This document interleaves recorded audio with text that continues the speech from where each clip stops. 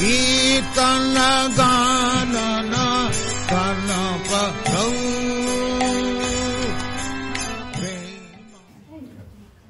আমরা অনেক দিন পরে আবার ভাগবত ক্লাসে আসলাম। মাঝখানে একটা ক্লাস হয়েছে, অবশ্যই আমি আসতে পারিনি।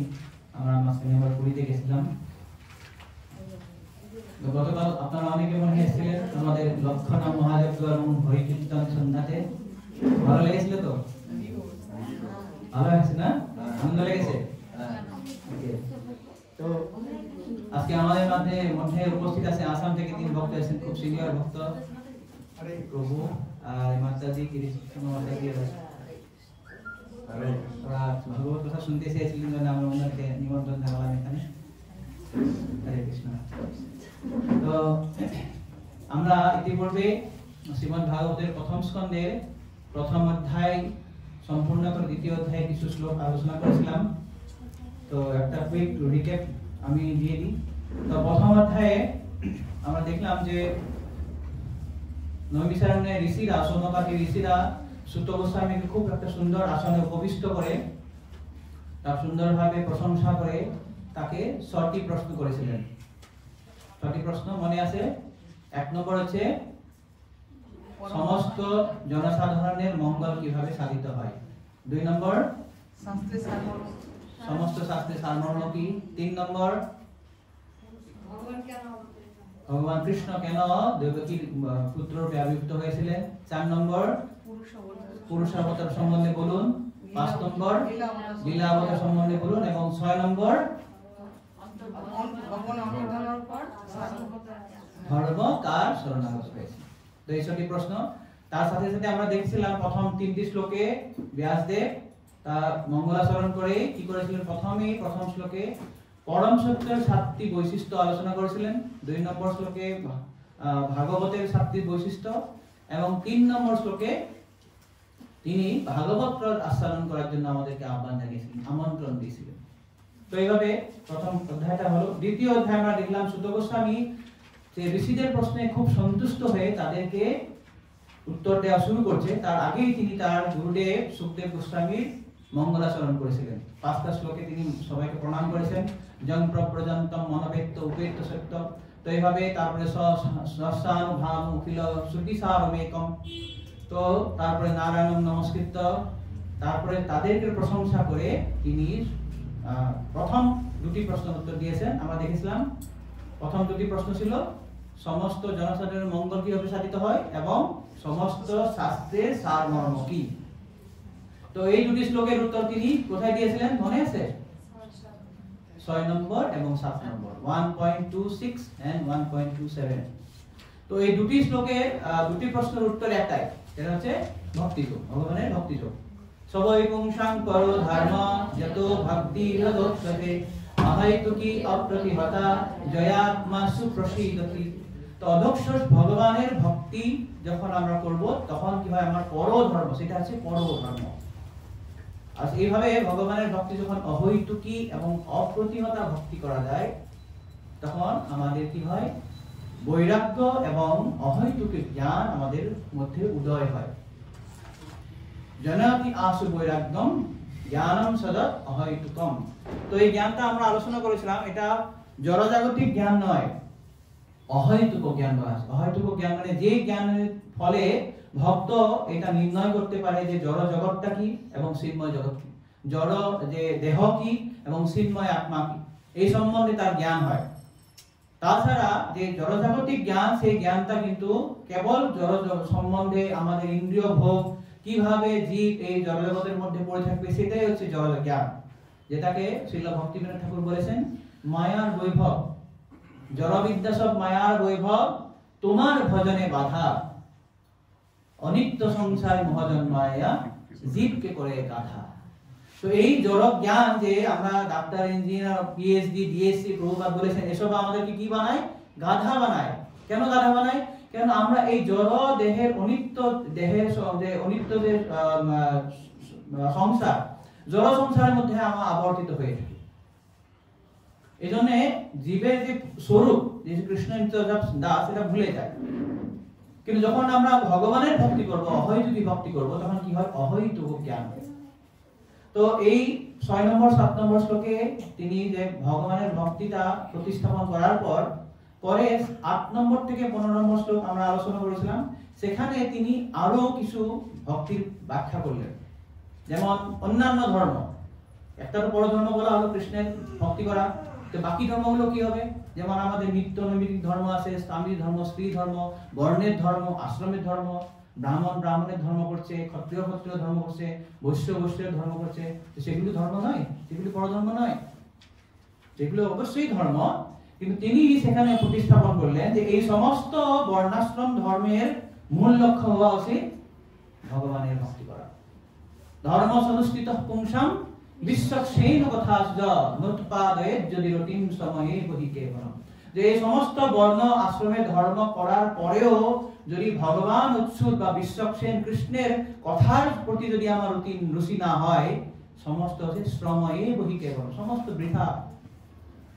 সনাতন দাস ঠাকুর কি গেছেন যে জানিয়া শুনিয়া বিষ খাইনু, মনুষ্য জন্ম পায়া রাধা কৃষ্ণ নাম ভজিয়া জানিয়া শুনিয়া বিষ খাইনু। আমি জানি জেনে শুনে বিষ খেয়েছি।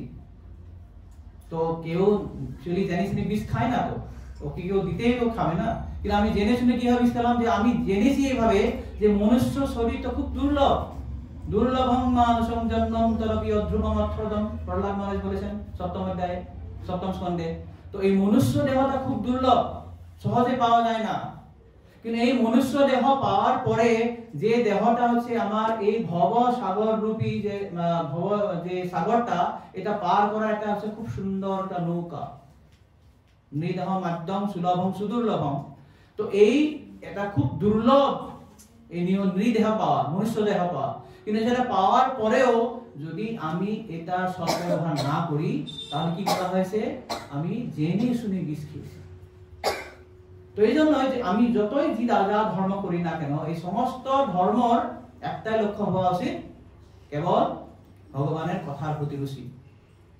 তারপর তিনি বলেছেন যে ধর্ম সহি অপবর্গস্য, ধর্ম কিসের জন্য করতে হয়? মুক্তির জন্য। মুক্তি মানে সাজুজ্য মুক্তি নয়, ভগবানের যে প্রতি যে আমার ভক্তি। আমরা 2য় স্কন্ধে দেখব, 2য় স্কন্ধের 10ম অধ্যায়ে মুক্তি হচ্ছে মুক্তির হিত্তা অন্যথা রূপম স্বরূপেণ ব্যবস্থিতি। অর্থাৎ জীব যখন তার স্বরূপে অধিষ্ঠিত হয়, সেটাকে বলা হয় মুক্তি। প্রভুপাদ বলেছেন অনেক সময় যে মুক্তি মানে এমন নয় যে আমার 10টা মাথা, 4টা শিং, 8টা হাত, এটা মুক্তি বলে না। মুক্তি মানে জীব যখন এটা মানে এটা উপলব্ধি করবে যে আমি ভগবানের নিত্য দাস, স্বরূপ উপলব্ধি যখন হয়, সেটাই হচ্ছে মুক্তি। মুক্তির হিত্যা অন্যথা রূপম স্বরূপেণ ব্যবস্থিতি। যখন স্বরূপে আমি অবস্থান করব, সেটা হচ্ছে মুক্তি।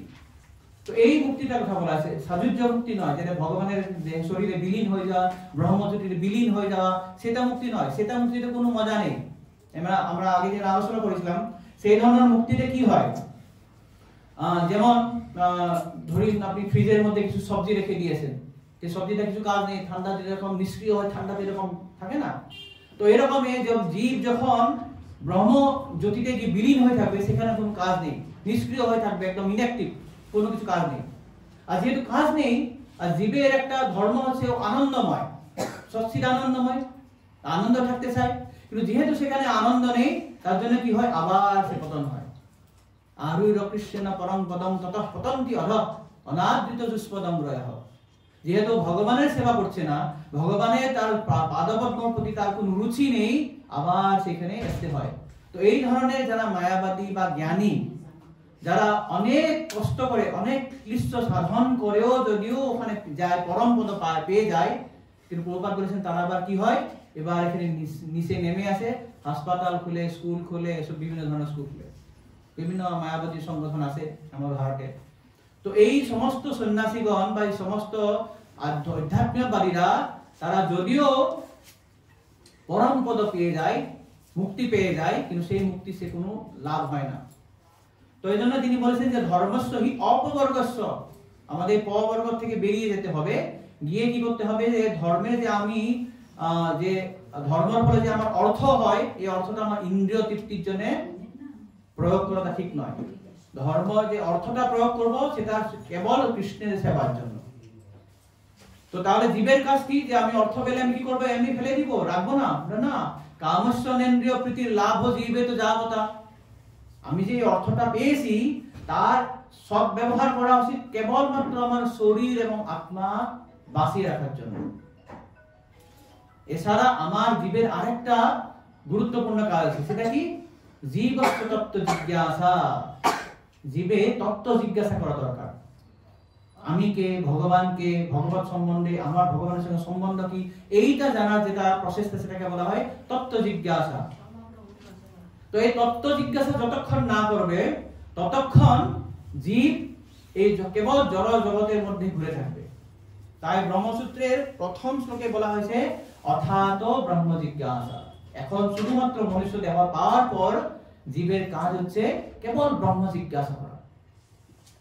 তো এইভাবে তিনি 8 থেকে 15 শ্লোক যখন তিনি উপস্থাপন করলেন যে আমরা যা ধর্মই করি না কেন সেই ধর্মের মূল লক্ষ্য হওয়া উচিত যে পরম সত্য ভগবান বাসুদেবের বা কৃষ্ণের প্রতি আমার কথা রুচি জাগা। এখন 16 থেকে 20 পর্যন্ত একটা আজকে খুব অত্যন্ত গুরুত্বপূর্ণ একটা সিরিজ চলবে, যেখানে সূত গোস্বামী কিভাবে ভক্তির যে 9টি স্তর আছে, শ্রদ্ধা থেকে শুরু করে প্রেম পর্যন্ত, এটা 5টি শ্লোকে তিনি ব্যাখ্যা করবেন 16 থেকে 20 পর্যন্ত, যে কিভাবে এক সাধক শ্রদ্ধা স্তর থেকে আস্তে আস্তে ধীরে ধীরে তিনি প্রেম স্তরে উন্নীত হতে পারবেন। তো এই আমরা জানি ভক্তির 9টা স্তর, জানেন তো সবাই? 9টি স্তর, 9টি স্তর কি কি বলুন? আদৌ শ্রদ্ধা, তত সাধু সঙ্গ, অথ ভজন ক্রিয়া, অথ অনর্থ নিবৃত্তিস্সা, অথ অনিষ্টা, রুচি তথা তথা শক্তি তথা ভাব প্রেম ভক্তি। তো শ্রদ্ধা থেকে প্রেম এই হচ্ছে 9টি স্তর। তো এখানে শ্রীপাদ বিশ্বনাথ চক্রবর্তী ঠাকুর তিনি 14টা স্তরের কথা বলেছেন। তিনি বলেছেন যে শ্রদ্ধার আগে 2টি স্তর আছে, আর প্রেমের পরে 2টি স্তর আছে, আর মাঝখানে ছোট একটা স্তর তিনি বলেছেন। তো এইভাবে তিনি আবার 5টা স্তর, 9টা প্লাস 5টা 14টা স্তর এখানে দেখতে পাবেন। এটা আমরা পরে চার্ট দেখব। তো এটা হচ্ছে 14টা: সকাম কৃপা, মহৎ সেবা, শ্রদ্ধা, গুরু পাদাশ্রয়, ভজনেষু স্পৃহা, ভক্তি, অনর্থপগমম, নিষ্ঠা, রুচি, আসক্তি, রতি, প্রেম, দর্শনম এবং হরের মাধুরীনু ভাব। তো এইভাবে তিনি 14টা স্তরের কথা বলেছেন। তো আমরা পরপর দেখি, 16 থেকে শুরু করছি। বলুন। শুশ্রূষো শ্রদ্ধানশ্চ বাসুদেব কথা রুচিঃ সন্মহৎ সেবয়া বিপ্রহ পুণ্যতীর্থানি সেবনাৎ। শুশ্রূষো শ্রদ্ধানশ্চ বাসুদেব কথা রুচিঃ সন্মহৎ সেবয়া বিপ্রহ পুণ্যতীর্থানি সেবনাৎ। তো বলেছেন যে হে ব্রাহ্মণ ঋষিগণ, সব রকমের পাপ থেকে সম্পূর্ণভাবে মুক্ত ভগবত ভক্তদের সেবা করার ফলে মহৎ সেবা সাধিত হয়। এই ধরনের সেবার ফলে কৃষ্ণ কথা শ্রবণের আসক্তির উদয় হয়। এই যে আগে বলেছিল না, ধর্ম সুনুষ্ঠিত পুংসাম বিশ্বক্সেন কথাস্য নোৎপাদয়ে যদি রতিম সবয়। যদি বিশ্বক্সেন বা কৃষ্ণের কথার প্রতি যদি আমার রুচি না হয় তাহলে সময় এবং এখন বলেছে যে আমরা কিভাবে সেই রুচি হবে, ভগবত কথা শ্রবণ করার জন্য রুচি কিভাবে হবে।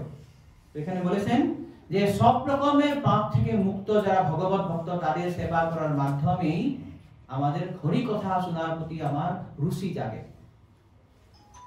তো মোবাইলটা এই করে থাক, বাইরে থাকবো। তো প্রভুপাদ তাৎপর্য বলেছেন যে ভগবানের বিরুদ্ধাচরণ করার ফলে জীব বদ্ধ দশায় পতিত হয়। আমরা কেন এখানে এসেছি? আমরা ভগবানের বিরুদ্ধাচরণ করেছি। ভগবান কেন সেখানে উপভোগ করবে, আমিও উপভোগ করব, এই ভাবটা যখনই জীবের মধ্যে আসবে সঙ্গে সঙ্গে জীব এই বদ্ধ দশায় বা জড় দশায় পতিত হয়।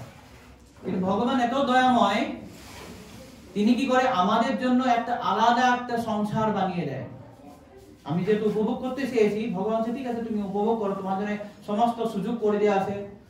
তার মধ্যে 84 লক্ষ বিভিন্ন ড্রেস বানিয়ে দেওয়া হয়েছে, যার যেটা পছন্দ সেরকম হয়, যার যে বাসনা, কেউ মানুষ হবে, কেউ পশু হবে, কেউ পাখি হবে, কেউ বৃক্ষ হবে।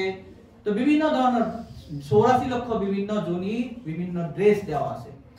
আর নিজের নিজের বাসনা অনুযায়ী তারা কি করবে, বিভিন্ন ড্রেস করবে এবং নিজের বাসনা চরিতার্থ করার যে ইন্দ্রিয় ভোগ করার যে বাসনা, যে আমি রাজা হব, আমি ভোগ কর্তা হব, পুরুষ হব, এই জন্যেই তারা জড়জগতে পতিত হয়। তো আপনারা খেয়াল করে থাকবেন, অনেক সময় শাস্ত্রে যখন বলা হয় যে জীব, এখানে চলে আসে তার, মানে ইংরেজিতে এটা স বলা হয়, হি, স। কেন পুংলিঙ্গ ব্যবহার করা হয়? জীব তো পুরুষ স্ত্রী হয় না, তো না হয়, জীব তো জীব না। তো যখন শাস্ত্রে অনেক সময় দেখবেন আপনি লেখা দেখেন না, বাবু হি মানে সে, মানে পুরুষের পুংলিঙ্গ বলা হয়। তো যে কেন এরকম বলা হয়, কেউ বলতে পারবেন কেন জীবকে পুংলিঙ্গ বাচক শব্দ দিয়ে বলা হয়? কেন সে বলা, মানে মানে কেন স্ত্রী বলা হচ্ছে না, স্ত্রীলিঙ্গ কেন ব্যবহার করা হচ্ছে না?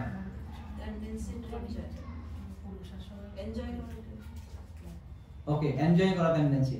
আর কি বলবেন? ভগবানের অংশ। ভগবানের অংশ তো জীব ভগবানের অংশ, কিন্তু তাহলে পুংলিঙ্গ শব্দ ইউজ করলে স্ত্রীলিঙ্গ কেন করা হলো না? অনেক সময় ইংরেজিতে যখন প্রভুপাদ দেখবেন হি কামস, অনেক সময় দেখা হয় না প্রভুপাদ যখন লেখছে he comes to the material world, living entity he comes. পরম পুরুষের নয়, জীব তো অংশই, ভোগ করার আসক্তি। তাহলে কি কেন হি হলো? বলুন। ভগবান হচ্ছেন একমাত্র পুরুষ আর সবাই হচ্ছে প্রকৃতি। কাছাকাছি ইহ হয়, আগে কও আর ইহ হয়। কেবল পুরুষই এনজয় করে, তার জন্য যখন এরা এনজয় করতে চায় তার জন্য কি বলে? ইহ হয় আরো একটু আগে। অর্থাৎ পুরুষ একজনই, ঠিকই বলেছেন, পুরুষ একজন, সেটা ভগবান কৃষ্ণ। পুরুষ শব্দটার অর্থ হচ্ছে ভোক্তা, যে ভোগ করার বাসনা রাখে, যে ভোগ করবে। আর যাকে ভোগ করবে সেটা হচ্ছে ভোগ্য, যাকে ভোগ করা হয় সেটাকে বলা হয় ভোগ্য, আর যে ভোগ করবে তাকে বলা হয় ভোক্তা।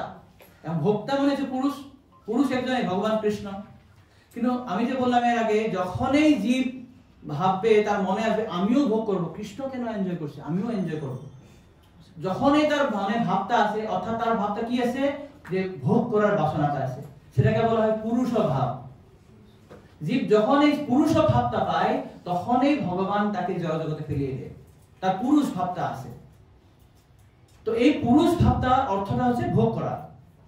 তো এখন যে চৈতন্য মহাপ্রভুকে জিজ্ঞাসা করা হয়েছিল যে বৈষ্ণবের আচরণ কি, তিনি বলেছেন অসৎসঙ্গ ত্যাগ এই বৈষ্ণব আচার, স্ত্রী সঙ্গী এক অসাধু কৃষ্ণা ভক্ত। আর দুই ধরনের লোককে অসাধু বলা হয়, এক হচ্ছে স্ত্রী সঙ্গী, আর একজন হয় কৃষ্ণের অভক্ত, দুইজন হচ্ছে অসাধু। এখন স্ত্রী সঙ্গী অর্থটা কি? স্ত্রী সঙ্গের অর্থ এমন নয় যে নারী দেহর প্রতি আকর্ষিত হয় সেটাকে স্ত্রী সঙ্গ। স্ত্রী সঙ্গটার অর্থটা হচ্ছে, অর্থাৎ স্ত্রী সঙ্গ কে করতে চায়, যে উপভোগ করতে চায়, অর্থাৎ যে উপভোগ করতে চায় তাকে বলা হয় স্ত্রী সঙ্গী। অর্থাৎ মানে পুরুষরা, মানে তথাকথিত পুরুষ দেহেরাই সব স্ত্রী সঙ্গী হবে নাকি? মহিলারা হবে না স্ত্রী সঙ্গী? হবে। যদি তাদের মধ্যেও যে উপভোগ করার বাসনা থাকে, তারাও স্ত্রী হবে, তারাও মানে স্ত্রী সঙ্গী হবে। অর্থাৎ পুরুষের জন্য নারী হচ্ছে, নারী সঙ্গ করা আছে, মানে পুরুষের জন্য নারী হচ্ছে নারী বা স্ত্রী, এবং নারীর জন্য পুরুষ হচ্ছে নারী বা স্ত্রী। কথা বোঝা গেছে না? উপর দিয়ে গেছে। পুরুষ নারীকে উপভোগ করতে চায়, কিন্তু এমন নয় যে নারী উপভোগ করতে চায়, নারীও উপভোগ করতে চায়। যখন এই পুরুষ নারীকে উপভোগ করতে চাবে, তখন সে হচ্ছে, তার জন্য এই হচ্ছে নারী বা স্ত্রী। আর নারী যখন পুরুষকে উপভোগ করতে চাবে, তার জন্য এই পুরুষটা হচ্ছে নারী, স্ত্রী। বোঝা গেল? কেননা নারীরও হচ্ছে কি উপভোগ করার মানসিকতা আছে, স্ত্রী তাকে বলা হয় পুরুষ ভাব। পুরুষ ভাব মানে উপভোগ করার ভাবটা। তো যখনই সে নারী দেহেই থাক বা পুরুষ দেহেই থাক, যখনই সে জীবের উপভোগ করার মানসিকতা থাকবে, তখনই তাকে বলা হয় পুরুষ ভাবও আছে। এই জন্য জীবকে হি বলা হয়, ইংরেজিতে হি বা স মানে কি, সে বলা হয়। ক্লিয়ার? জিনিসটা ক্লিয়ার হয়েছে? এই জন্য তাকে বলা হয় সে, বাংলায় সে, ইংরেজিতে বলা হয় হি। আসলে তার পুরুষ বা স্ত্রী এরকম নেই, সে হচ্ছে মানে সচ্চিদানন্দ, কিন্তু যেহেতু তার উপভোগ করার বাসনা আছে সেই জন্য তাকে বলা হয় সে বা হি। তো এখানে যে বলেছেন প্রভুপাদ যে বদ্ধ জীব মানে এখানে পতিত হয় তার ভগবানের প্রতি বিমুখ হওয়ার জন্য। তো এই পৃথিবীতে বা জড়জগতে দুই ধরনের লোক থাকে। আমরা দেখি ভগবত গীতায় 16 অধ্যায়ে ভগবান বলেছেন দো ভূত স্বর্গলোকে অস্মিন দেব অসুরস। কিছু কিছু লোক থাকে দেবতা আর কিছু কিছু লোক থাকে অসুর। দেবতারা কারা? দেবতারা হচ্ছেন বিষ্ণু ভক্ত ভবেদ্দৈব আসুরস্তব বিপর্যয়। যারা বিষ্ণুর ভক্ত তারা হচ্ছে দেবতা, আর যারা তার বিপরীত তারা হচ্ছে অসুর। অর্থাৎ যারা ভগবত ভক্ত তারা হচ্ছে দেবতা, আর যারা ভগবত বিদ্বেষী তারা হচ্ছে অসুর। তো এই ভগবত ভক্ত তাদের মধ্যে বিভিন্ন গুণ আছে। কৃষ্ণ 16 অধ্যায়ে প্রথমেই 26টা গুণের কথা বলেছেন, অদম্বিত্তম, অহিংস ইত্যাদি করে 26টা গুণ বলেছেন। তারপরে অসুরদের বর্ণনা করেছেন কিভাবে তারা দম্ভ, দর্প, পারুষম এই ধরনের বিভিন্ন তাদের যে গুণাবলী, তার মানে দোষ মানে অসুরের, সেগুলো বর্ণনা করেছেন। তো অসুররা বলতে চায় যে এই জড়জগৎটা আছে অসত্যম, অপ্রতিষ্ঠম, জগদাহু অনিশ্বরম। তারা বলে যে জগৎটা মিথ্যা, এই জগৎটার কোনো স্থিতি নাই, এই জগতে কোনো ঈশ্বর নাই, ঈশ্বর মারা গেছে। অপরস্পর সম্ভূতম কিম হতৈক কামজন। তো এই পৃথিবীর জড়জগৎটা কেবল কামনার ফলে সৃষ্টি হয়েছে, আর কামনা ছাড়া এখানে কিছু নেই। তো এগুলো হচ্ছে আসুরিক মনোভাব, আসুরিক লক্ষণ। কিন্তু দেবতার লক্ষণ হচ্ছে সবসময় অদম্ভিত হয়, অহিংসা হয়, দয়াবান হয়, ক্ষমাশীল হয়, ধৈর্যশীল হয়। এগুলো হচ্ছে দৈবী গুণ। তো এই অসুর লোকদেরকে উদ্ধার করার জন্য কেবলমাত্র ভক্তেরই কৃপা দরকার। ভক্তের কৃপাতেই অসুর জাতীয় যারা মানুষ আছে তাদেরকে উদ্ধার করা সম্ভব হয়। তো এই জন্য এই ভক্তরা কি করে? সারা পৃথিবীতে ঘুরে বেড়ায়। শ্রীমদ্ ভাগবতে আমরা দেখি তৃতীয় স্কন্ধে বিদু যখন প্রথমবার মৈত্রেয় মুনির সঙ্গে দেখা হয়েছে হরিদ্বারে, তিনি প্রথমেই বলেছেন যে জনশ্চ কৃষ্ণাৎ বিমুখস্য দৈবাৎ অধর্মশীলস্য সুদুঃখিতস্য অনুগ্রহায় সরন্তি নূনম ভবানি ভূতানি জনার্দনস্য। যে এই যে কৃষ্ণ বিমুখ যারা আসুরিক প্রকৃতির লোক, তারা হচ্ছে কৃষ্ণের প্রতি বিমুখ হয়ে গেছে, ভগবত বিদ্বেষী হয়ে গেছে। তো এই ভগবত বিদ্বেষী লোকদেরকে ভগবতমুখী করার জন্য তারা কি করে? জনস্য অনুগ্রহায় সরন্তি নূনম, সারা বিশ্বের ব্যাপী তারা কি করে? ঘুরে বেড়ায়। কেন ঘুরে বেড়ায়? এই যে তারা ভগবত বিমুখ হয়ে গেছে অসুরিক লোকেরা, তারা কি হয়? অধর্মশীলস্য, তারা অধর্ম করে। আর অধর্ম করার ফলে তারা কি হয়? তাদের গতি সুদুঃখিতস্য, সব সময় দুঃখে থাকে ওরা। কেবল দুঃখে নয়, সুদুঃখিতস্য মানে প্রকৃষ্ট রূপে দুঃখে, বিভিন্ন দুঃখে তারা জর্জরিত হয়ে থাকে। তো এই দুঃখে পড়ে আছে, দুঃখে পড়ার ফলেও তাদের এটা বুদ্ধিটা হয় না যে আমি ভগবত চর্চা করা দরকার। তো এই তাদেরকে অনুগ্রহ করার জন্য অনুগ্রহায় ইহ সরন্তি নূনম ভবানি ভূতানি জনার্দনস্য। তো এই যে অসুরিক লোকদেরকে অনুগ্রহ করার জন্য, তাদেরকে কৃষ্ণমুখী করার জন্য, যে কৃষ্ণবিমুখ লোককে কৃষ্ণমুখী করার জন্য তাদের কি করে? এই ভক্তরা সারা দিকে ঘুরে বেড়ায়। তো এই জন্য এই ভক্তদের সব সময় তারা কখনো ভাবে না যে আমি যে তাদেরকে উদ্ধার করছি আমি ভগবান হয়ে গেছি। প্রভুপাদ এখানে বলেছেন যে এই ধরনের ভগবত ভক্ত তারা ভগবানের মতোই শ্রদ্ধালু, তাদেরকে ভগবানের মতোই শ্রদ্ধা করতে হয়। আমরা দেখি গৌরবস্তকমে 7 নম্বর শ্লোকে বলেছে না, সাক্ষাৎ হরিতেন সমস্ত শাস্ত্রই উক্তস্তথা বাতয়েব সদ্ভি। সমস্ত শাস্ত্রেই বলেছে তারা হচ্ছে ভগবান সদৃশ, তাদেরকে ভগবানের মতন শ্রদ্ধা করতে হয়। কিন্তু ভক্ত কখনো ভাবে না যে ভগবান হয়ে গেছে, কখনো কোনোদিন ভক্তরা ভাবে না যে ভগবান হয়ে গেছে। কিন্তু তারা ভগবানকে সন্তুষ্ট করার জন্য, এই যে বদ্ধ জীবদেরকে উদ্ধার করার জন্য সারা পৃথিবীতে তারা ঘুরে বেড়ায়।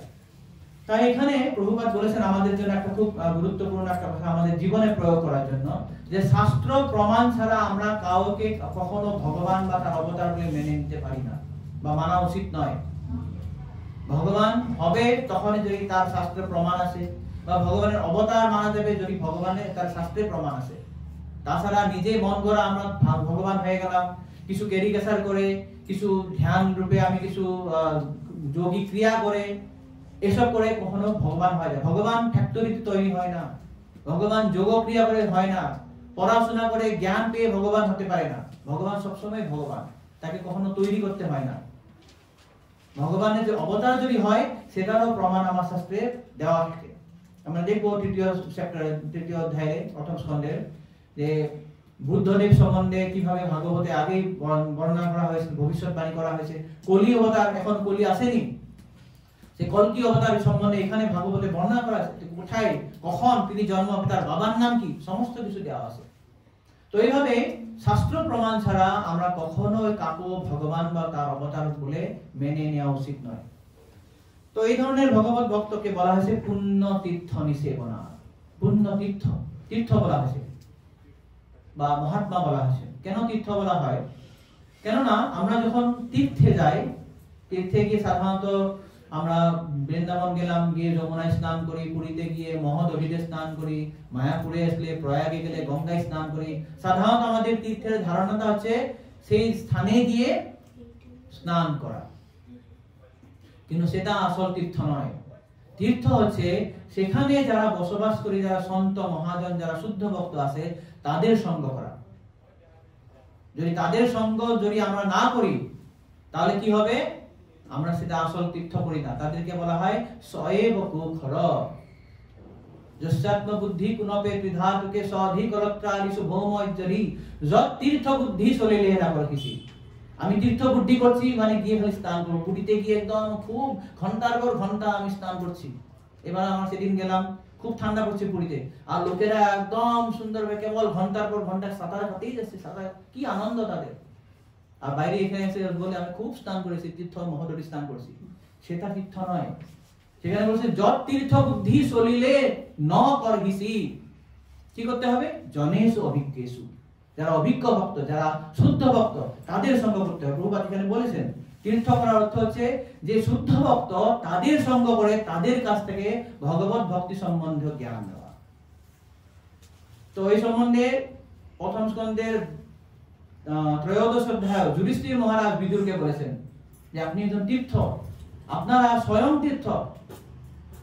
ভগবদ্বিধা ভাগবতা তীর্থভূতা স্বয়ং বিভু। হে ভগবান, আপনি নিজে একজন তীর্থ। কিভাবে? তীর্থি কুর্বন্তি তীর্থানি, তীর্থকে আপনারা আসল তীর্থ করে। আসলে যে আপনারা আগেও শুনেছেন যে গঙ্গা স্নান করলেই তীর্থ হয় না। কেন? গঙ্গা যে এই যে বিদ্বেষী, ভগবত বিদ্বেষী অসুর, তারা যখন সেখানে স্নান করে সেই জলকে তারা অপবিত্র করে দেয় তাদের পাপ দিয়ে। তার জন্য গঙ্গা এখানে আসতে চাইছিল না, কিন্তু তাকে আশ্বাসন দেওয়া হয়েছে যে তুমি সেখানে যাও, অসুবিধা নেই, তোমার যে জলে যে সারা পাপগুলো রেখে যাবে সেই পাপগুলো নাশ করবে ভগবত ভক্ত গিয়ে যখন স্নান করবে। তো ভগবত ভক্ত যখন সেই তীর্থতে গিয়ে স্নান করে তখন সেই গঙ্গাকে তারা তীর্থ করে দিতে পারে। তীর্থি কুর্বন্তি তীর্থানি। তো এই তীর্থকে আসল তীর্থ করে ভগবত ভক্ত। কেন? শান্তস্থেন গদাবৃতা, যেন তাদের হৃদয়ে ভগবান বিরাজ করে, তারা ভগবানকে নিয়ে বেড়ায়। গদাবৃতা মানে হচ্ছে ভগবান, তাদের হৃদয়ে শান্তস্থেন গদাবৃতা। তো যেমন প্রভুপাদ সেই শ্লোকের তাৎপর্য বলেছেন, যেমন সারাদিকে ইলেকট্রিসিটি ঘুরছে, কিন্তু ইলেকট্রিসিটি আসে আমরা কিভাবে বুঝতে পারবো? বিজুলি বাতি, লাইট, বাল্বের মধ্যে বোঝা যায় না।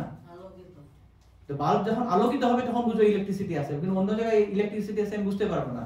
একই ধরনের ভগবান সর্বত্র বিরাজমান, কিন্তু যারা শুদ্ধ ভক্ত তাদের হৃদয়ে ভগবান আলোকিত হয়, তারা বুঝতে পারে যে ভগবান সর্বত্র বিরাজমান এবং ভগবানের মধ্যে সর্বত্র আছে, তারা সেটা বুঝতে পারে। তো এই জন্য সেই ভগবত ভক্ত যখন আমরা সান্নিধ্য নিব তখন আমরা আসল তীর্থ করতে পারি। তো সেই শ্লোকের তাৎপর্য প্রভুপাদ বলেছেন যে এই ধরনের শুদ্ধ ভক্তদের সঙ্গে ভগবান সর্বদাই অবস্থান করেন। এই ধরনের শুদ্ধ ভক্তের সঙ্গে ভগবান সর্বদাই অবস্থান করেন, কারণ তাদের অকৃত্রিম সেবার মধ্যে ফলাশ্রয়ী সকাম কাজকর্ম বা আকাশ কুসুম জল্পনা কল্পনার লেশ মাত্র থাকে না। তারা কখনো জড়জাগতিক কিছু সুখ বা কিছু নেওয়ার যেসব ছাওয়া পাওয়া তাদের কিছু নেই। যেহেতু তাদের কোনো ছাওয়া পাওয়া নেই, সেজন্য তাদের কি হয়, তাদের হৃদয়ে যে ভগবান আছে সেটা পরিস্ফুটিত হয়, সবাই সেটা দেখতে পায়। সেজন্য বলা হয় যে গঙ্গা অবগাহন করলে আমার পাপ নাশ হয়, কিন্তু দর্শনে পবিত্র করো এই তোমার গুণ। এক ভক্ত যখন দর্শন হয় তখনই পবিত্র হয়। যেমন আমরা গতকাল দেখেছিলাম ওখানে যখন প্রভুরা এখানে কীর্তন করেছিলেন, প্রভু যখন এসেছিলেন কমল প্রভু, তিনি কীর্তন করার ফলে সমস্ত এই ঘরটা পুরো এলাকাটা একদম মানে আধ্যাত্মিক শক্তিতে উদ্ভাসিত হয়েছিল। এটা এমন হয় কেন, যে ভক্ত যখন খুব সুন্দরভাবে ভগবানের ভজনা কীর্তন করবেন সেখানে স্বয়ং ভগবান বিরাজমান হয়। তো এই জন্য বলা হয় যে শান্তি কুরবন্তি তীর্থানি শান্তস্থে নগতা। তাদের হৃদয়ে যদি ভগবান আছে তারা তীর্থকে তীর্থ করে দিতে পারে। তো এইখানে আমার বলা হয়েছে ভগবান একাদশ অধ্যায়ে বলেছিলেন যে শুদ্ধ ভক্তকে বা গুরুকে আমার মতেই তুমি জানবা। তাকে মর্ত বুদ্ধি করে আমাদের মতন একজন জড়জাগতিক লোক বলে তাকে অবমাননা করা উচিত নয়, তাকে ঈর্ষা করা উচিত নয়, কেননা তার মধ্যে সমস্ত দেবতাদের গুণ অবস্থান করে, সমস্ত দেবতাদের গুণ। তো এই ধরনের ভক্তর যখন আমরা সেবা করব, শুদ্ধ সেবা যখন করা হয়, তখনই আমাদের মধ্যে ভগবত কথা শোনার শ্রবণের প্রতি রুচি জন্মায়। সেটাই বলেছেন যে শুশ্রূষু শ্রদ্ধাদানেশ্ব বাসুদেব কথা রসি। সাত মহৎ সেবয়া, সেই মহৎ যে ভক্তদের সেবা করার মাধ্যম দিয়ে আমার ভগবানের কথা শোনার প্রতি আগ্রহ হয়। তো এটা প্রভুপাদ আরো বিস্তারিত ভাবে বলেছেন কিভাবে ভগবান তার ভক্তকে খুব ভালোবাসে। ভগবত গীতার মানে উদ্ধৃতি দিয়ে বলেছেন 18.69 তিনি বলেছেন যে যে ভক্ত আমার কথা প্রচার করে তার মতন প্রিয় ভক্ত আমার আর কেউ নেই। তো এই জন্যই যে ভক্তরা সবসময় ভগবানের বাণী প্রসার করে থাকে, সেই ভক্ত যখন আমরা সেবা করব ভগবান সবখানা সন্তুষ্ট হয়। ভগবানকে সন্তুষ্ট করার একমাত্র উপায় আছে তার ভক্তের সেবা করা, যেটা ভগবান আদি পুরাণে বলেছেন যে কেউ যদি বলে যে সে আমার ভক্ত, সে আসলে আমার ভক্ত নয়। কিন্তু কেউ যদি বলে যে আমি আমার ভক্তের ভক্ত, তখন সে হচ্ছে স্বমে ভক্ত তমা মতাহা, সে আমার উত্তম ভক্ত। তো এই জন্যই আমরা দেখি শাস্ত্রে যে বিভিন্ন রেফারেন্সে যে ভগবানের ভক্ত যখন আমরা সেবা করব যেভাবেই হোক, তখন আমাদের ভগবানের কথা শোনার প্রতি যে রুচি, সেই রুচিটা জাগবে, না হলে আমার সেটা হবেই না, রুচি জাগবে না। আমার মানে আমরা বর্তমান অবিদ্যা রোগ, পাণ্ডু রোগের দ্বারা আমরা আক্রান্ত হয়ে আছি, আমাদের জীব এখন তিত হয়ে আছে। এই তেতো হওয়ার জন্য কি হয়েছে, এই ভগবানের কথার প্রতি আমার কোনো রুচি জন্মে না। তো এরপরে শ্লোকে যাচ্ছি আমরা। আচ্ছা, এটা তাৎপর্যটা দেখুন। কেউ যখন ভগবানের সেবকদের সেবা করেন তখন তার মধ্যে ভগবানের সেবকদের গুণগুলি প্রকাশিত হয় এবং তার ফলে তিনি ভগবানের মহিমা শ্রবণ করার যোগ্যতা অর্জন করে। তাই তিনি বলেছেন যে ভগবানের কথা শ্রবণ করার ঐকান্তিক আগ্রহ হচ্ছে ভগবত ধামে প্রবেশ করার প্রথম যোগ্যতা। ভগবত ধামে যদি যেতে হয়, প্রথম ফার্স্ট কোয়ালিফিকেশন হচ্ছে শ্রবণ করার ঐকান্তিক আগ্রহ লাগবে আমার। এখন এখানে প্রশ্ন করতে পারে, আমার তো আগ্রহই হচ্ছে না, কি করব? এই জন্য একদিন আসি ক্লাসে, তারপর 10 দিন আসি না। কি করতে হবে এটাতে? তো এইটার উপায়টা উপদেশামৃত গ্রন্থে বলা আছে। কি বলেছেন সেখানে? যে কৃষ্ণ নাম সরিতাদি সীতাত্ব বিদ্যা পিত্তপ্তপ্ত রসনা মনসা নিয়োজ। তো বলেছেন যে আমাদের এই যে ভগবানের যে নাম কীর্তন, এসব হচ্ছে সীতা মানে হচ্ছে মিষ্টি। ভগবানের নাম এগুলো হচ্ছে মিষ্টির মতন মিষ্টিদায়ক। তো কিন্তু এই মিষ্টির মতন মিষ্টিদায়ক হরি কথার প্রতি আমার রুচি জন্মে না। কেন? কেননা আমার পিত্তপ্তপ্ত, আমার পিত্ত হয়েছে, এখন জন্ডিস হয়েছে। জন্ডিস হওয়ার জন্য, জন্ডিস রোগে জানেন যার যার জন্ডিস হয়, জিভটা তেতো লাগে না?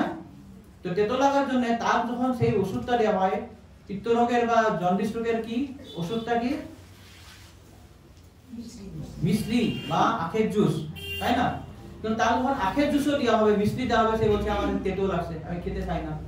আর সে যদি ভেবে যদি তেতো যদি খাবে না, মিষ্টি যদি খাবে না, জন্ডিস রোগ ভালো হবে? হবে না।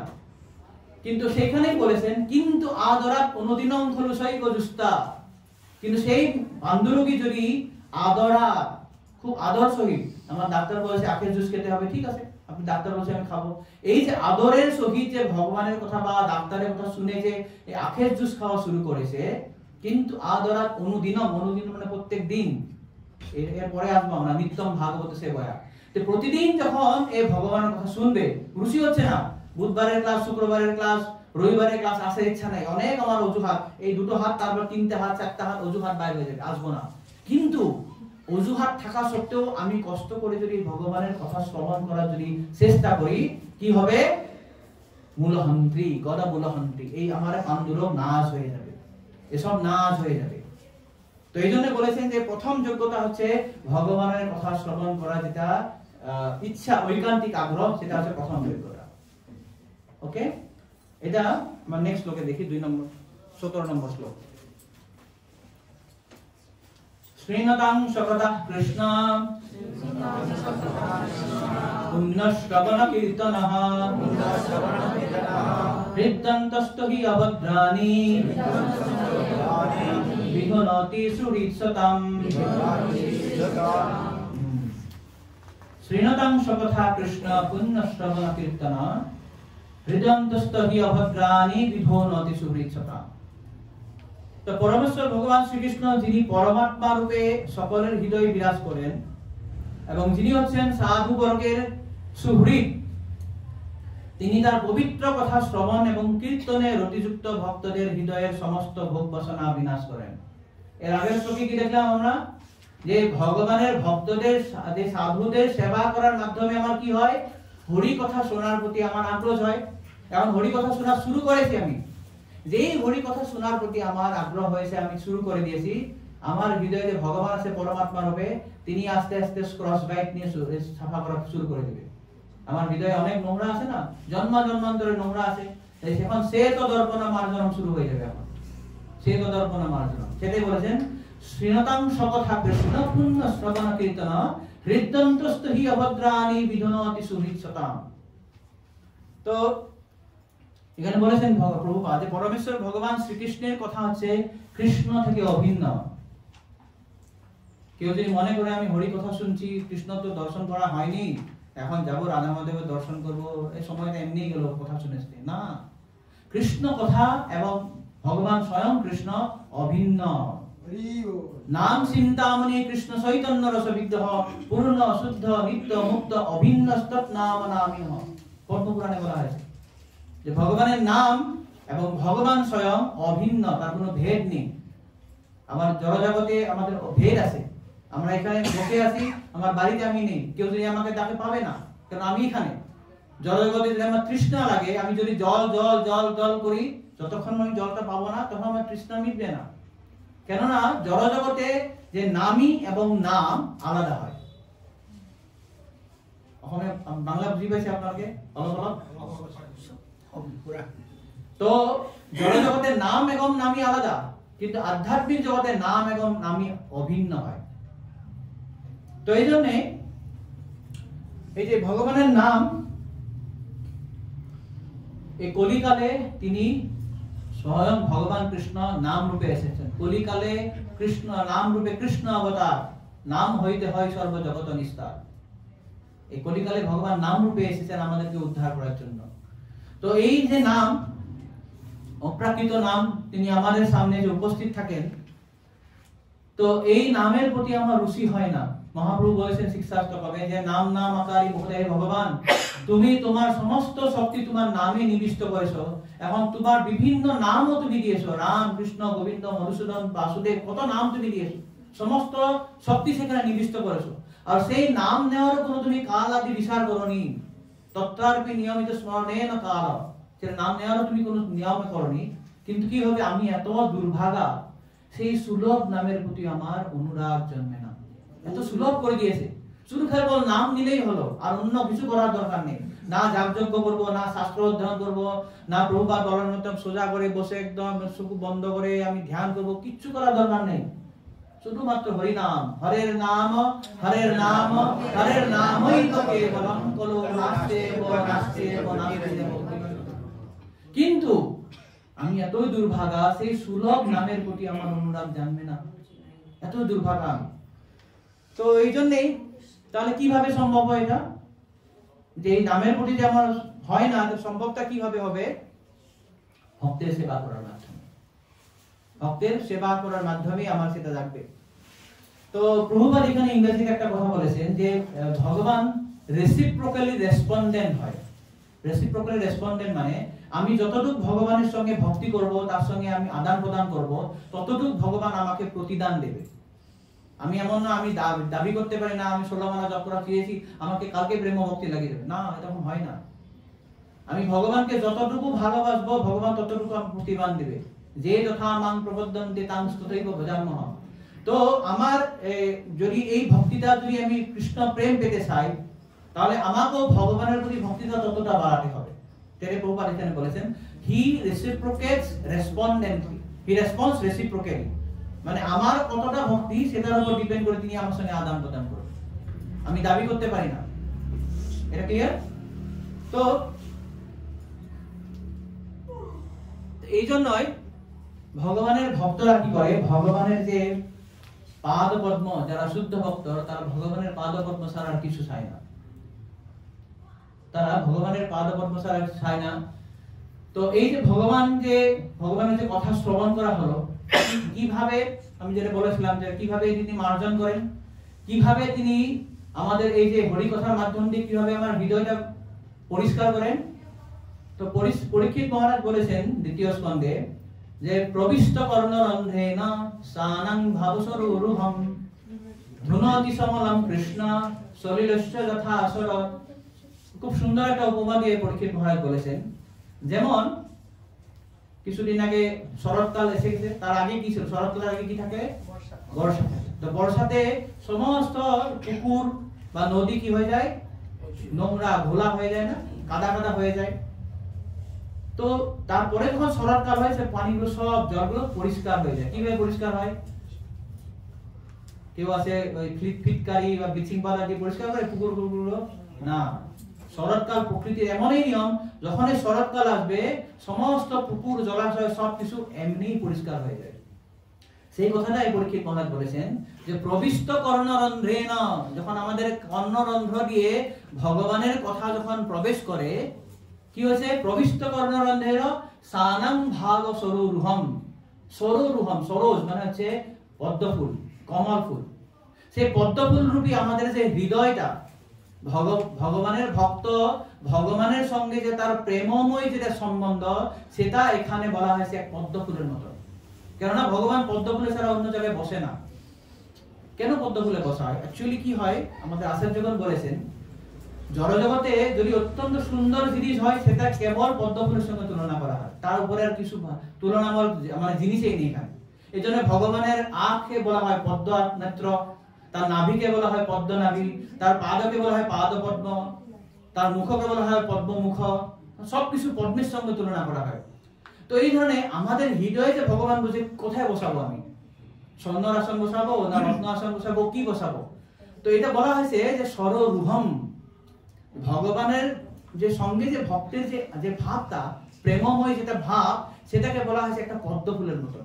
সেটা বলেছে সানা ভাব সরোরুহম, ভাব, এই ভাবটাকে একটা পদ্ম ফুলের সঙ্গে তুলনা করা হয়েছে। তো যখন এই ভগবান কৃষ্ণ আমাদের কর্ণে দিয়ে প্রবেশ করবে, গিয়ে সেখানে দেখনি ভগবানের ভক্তের যে ভাবরূপী যে পদ্ম ফুল সেখানে বসে পড়ে। তারপরে কি করে? ধুনতি সমলম কৃষ্ণ, সমস্ত আমাদের মলগুলো কৃষ্ণ ধুয়ে পরিষ্কার হবে। আমার করার কিছু দরকার নেই, শুধু আমি শ্রবণ করব, ঐকান্তিক আগ্রহ দিয়ে শ্রবণ করব। যখন শ্রবণ করব, ভগবান এটা পরিষ্কার কিভাবে পরিষ্কার করবে? সলিলস্য যথা আসর। শরৎকালে যেভাবে জলগুলো পরিষ্কার হয়, সেভাবে সুন্দরভাবে পরিষ্কার করবে। তো এইভাবে যে কর্ণ দিয়ে যে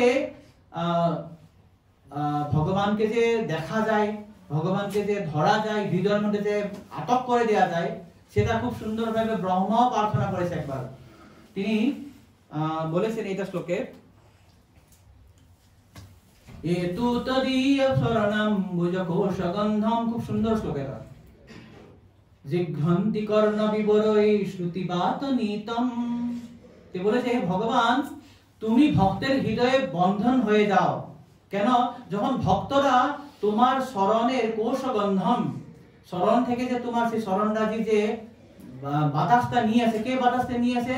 শ্রুতিবাত নীতম, মানে বৈদিক মন্ত্র দ্বারা যে শ্রুতিটা, সেই বৈদিক মন্ত্রের যে বাতাস দিয়ে যে তোমার শরণের গন্ধ তারা যখন কর্ণ দিয়ে নেয়, কর্ণ দিয়ে ঘ্রাণ করে বলেছে। দেখুন ব্রহ্মা কি বলে, কর্ণ দিয়ে ঘ্রাণ করে কেউ?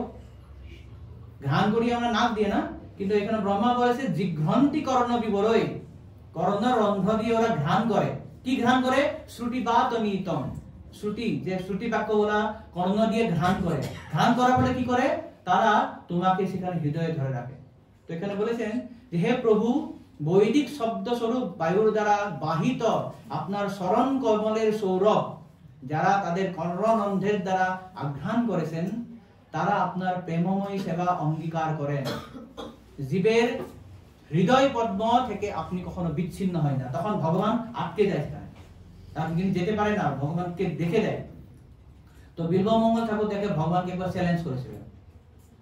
বিল্বমঙ্গল ঠাকুর চ্যালেঞ্জ করেছে, তুমি তো আমার দৃষ্টি থেকে সরে গেছো না, কিন্তু আমার হৃদয় থেকে যাও তো দেখি তোমার কত শক্তি আছে। বিল্বমঙ্গল বলেছে, আমি হৃদয়ে তোমাকে বেঁধে রাখিস না, আমার হৃদয় থেকে বেরিয়ে গিয়ে দেখো, তারপরে দেখো তোমার। এই হচ্ছে ভক্তের ভাব। এটাই বলেছেন এখানে যে জীবের হৃদয় স্বরূপ থেকে, হৃদয় পদ্ম থেকে আপনি কখনো বিচ্ছিন্ন হন না। না পৈসি নাথম হৃদয়াম বুরুহাত সপুংসাম। তো আবার সেই আগের শ্লোকটাতে বলা হলো যে প্রবিষ্ট কর্ণরন্ধ্র, তারপরে আবার পরীক্ষিত মহারাজ যে শ্লোক বলেছেন সেখানে তো অত্যন্ত সুন্দর শ্লোক, তার অর্থটা আমি খালি বলছি। এখানে দেখুন যে ভগবত ভক্ত যে অনন্ত কাল ধরে যখন এই যে জড়জগতে ঘুরে বেড়ায়, তারপরে যখন স্বরূপ উপলব্ধি হয়, যে বুঝতে পারে যে ভগবানের ভক্তি করাই আমার একমাত্র পন্থা, তখন আর কখনো ছাড়তে চায় না। তখন সেটা কি করে? ভগবত ভক্তির প্রভাবে যার হৃদয় নির্মল হয়েছে, যার হৃদয় নির্মল হয়ে গেছে, ভগবানের সেই ভক্ত কখনোই ভগবানের শ্রীকৃষ্ণের পাদপদ্ম আশ্রয় পরিত্যাগ করেন না, ধরে রাখে। এরকম এটা ধরে রাখছে, কেননা সেখানে তিনি পরম তৃপ্তি লাভ করেন। ঠিক যেমন দীর্ঘ ক্লেশকর পথ ভ্রমণের পর গৃহে প্রত্যাবর্তন করে পথিক সম্পূর্ণরূপে তৃপ্ত হয়। অনেক দূর ঘুরে একদম তীর্থ ভ্রমণ করে যখন আমার ঘরে আসি, হোম সুইট হোম, বাহ খুব আনন্দ।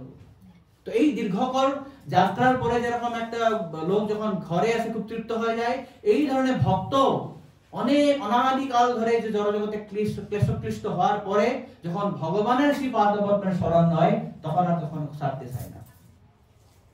এইটা হচ্ছে ভগবত ভক্তির খুব গুরুত্বপূর্ণ অঙ্গ।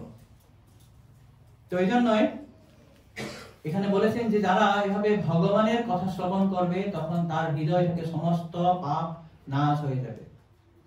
কিভাবে নাশ হবে এখন আমরা দেখি। এটা আমরা আলোচনা করলাম। 18 নম্বর শ্লোক। নষ্টপ্রায়েষু অভদ্রেষু নিত্যং ভাগবত সেবয়া ভগবতি উত্তম শ্লোকে ভক্তির্ভবতি নৈষ্ঠিকী। নিয়মিত ভাবে শ্রীমদ্ ভাগবত শ্রবণ করলে এবং ভগবানের শুদ্ধ ভক্তের সেবা করলে হৃদয়ের সমস্ত কলুষ সম্পূর্ণরূপে বিনষ্ট হয় এবং তখন উত্তম শ্লোকের দ্বারা বন্দিত পরমেশ্বর ভগবান শ্রীকৃষ্ণের প্রতি প্রেমময় ভক্তি সুদৃঢ় রূপে প্রতিষ্ঠিত হয়। নিষ্ঠা, এখন নিষ্ঠা এর প্রথমে দেখা হলো 14টা শ্লোক, স্তর আমরা পরবর্তী আলোচনা করছি। তো এখানে এখন ভক্তি নিষ্ঠা হবে, সুদৃঢ় হবে। এর আগে ভক্তি নিষ্ঠা ছিল না, এদিক ওদিক ছিল, কখনো আসবো কখনো আসবো না, কখনো করবো কখনো করবো না। কিন্তু যখন এই যে নিত্যম ভাগবত সেবা, যখন নিত্য ভগবানের কথা শ্রবণ করব, মানে এমন নয় যে এর আগে যে বলা হবো শ্রীনারায়ণ সকতা কৃষ্ণ, আমি কথা শ্রবণ করলাম একদিনে ভগবান পুরো পরিষ্কার করে দিল, না, এরকম না। সেই জন্য প্রভুপাদ সেখানে বলেছিলেন যে ভগবান রেসিপ্রোকালি রেসপন্ডেন্ট করে। ভগবান তো কর্ণরন্ধ্রটি প্রবেশ করেছে, কিন্তু আমার হৃদয়টা কতটা আমি তাকে নেওয়ার জন্য রাজি আছি, কতটা প্রস্তুত আছি। আমি যদি সম্পূর্ণ প্রস্তুত হই ভগবান পুরোটা পরিষ্কার করবে, আর যদি এখনো প্রস্তুত হয়নি অল্প অল্প পরিষ্কার করবে। এই জন্য বলেছে নিত্যম ভাগবত সেবয়া, নিত্যম ভাগবত যখন করব আস্তে আস্তে কি হবে, নষ্ট প্রায়েষু, প্রায়েষু প্রায় নষ্ট হয়ে যাবে, পুরোপুরি কিন্তু নষ্ট হবে না, এখানে বলেনি পুরোপুরি নষ্ট হবে, বলা হয়েছে না নষ্ট প্রায়েষু। প্রায়েষু মানে কি অল্প এখনো আছে, পুরোপুরি কখন যাবে, যখন আমরা প্রেম ভক্তিতে উঠে যাব, যখন প্রেমস্তর পাবো তখন আর কোনো অভদ্র থাকবে না। কিন্তু প্রেমস্তর না পাওয়া পর্যন্ত আমার কিছু কিছু অভদ্র থাকবেই, কিন্তু অনেকটা কমে যাবে। মানে কড়াইটা পুরো কালো হয়ে গেছিল, এখন পরিষ্কার হয়েছে, অল্প অল্প দাগ আছে, একদম পুরো চিকচিক হয়নি, একদম চিকচিকটা হবে যখন প্রেমস্তর হয়ে যাবে।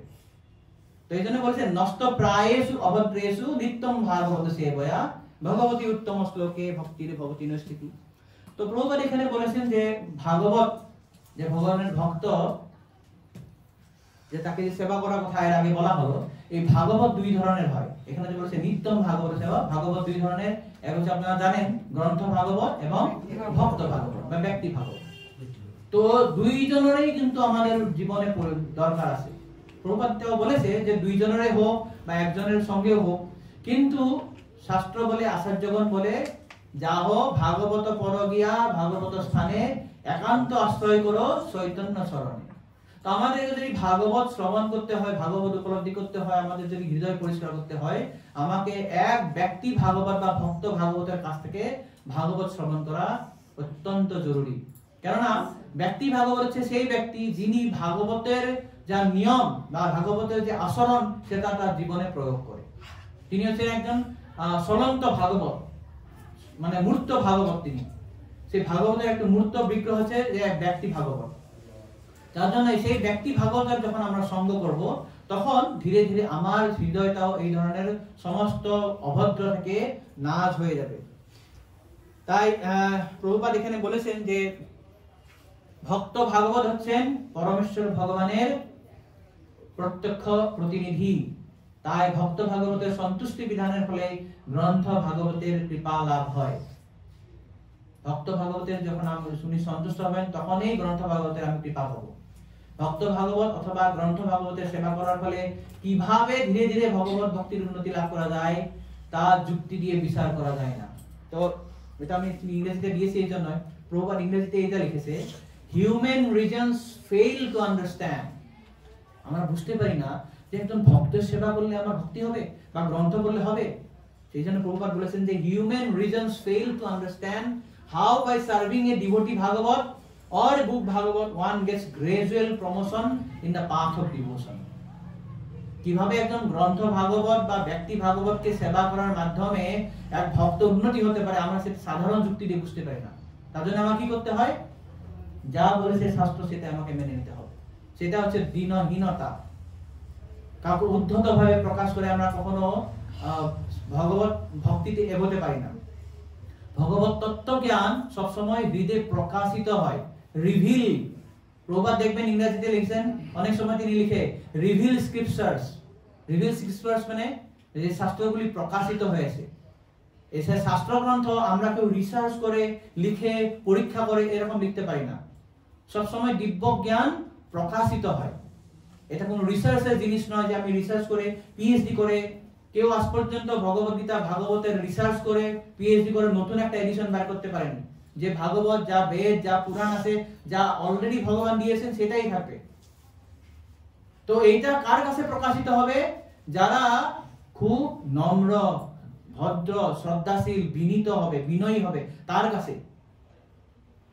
তো ভগবত গীতার 4.34 শ্লোকে বলা আছে, মনে আছে তোমাদের?